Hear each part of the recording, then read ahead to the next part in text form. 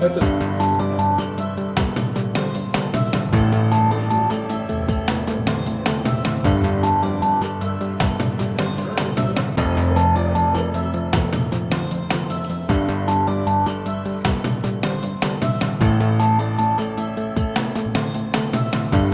bizden hafızamızdan içinde burada göstereceğiz. Обороны.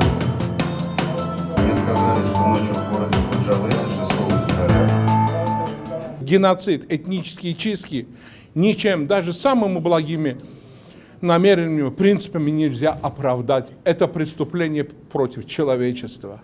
А азербайджанский народ столкнулся с этим только потому, что армяне хотели строить великую Армению от моря до моря.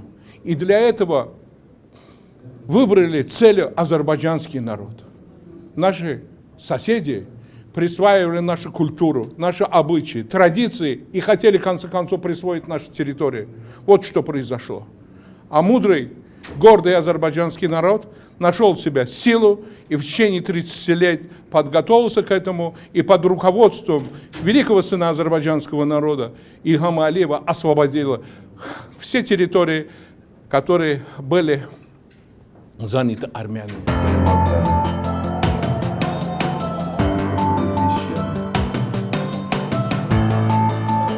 Он говорил с противоположными нам.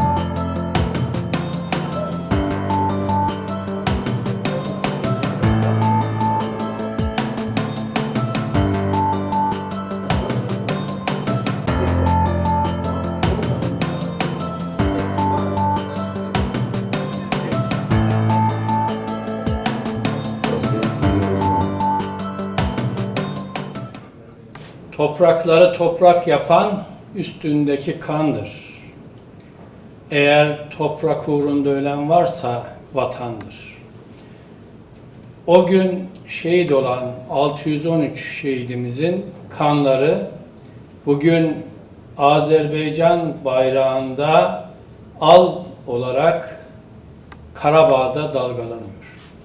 Onlar şehit oldular ama vatan özgür oldu. Unutmamak lazım ki milletlerin hassasiyetleri vardır, hassas noktaları vardır, tanımları vardır.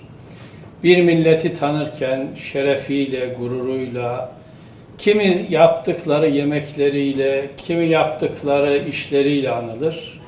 Ermeni'yi anmak için vahşet ve katliamla anılır. Dolayısıyla Azerbaycan toprakları kurtuldu. O gün ağlamıştık, bugün gülüyoruz. Ruhları şad olsun.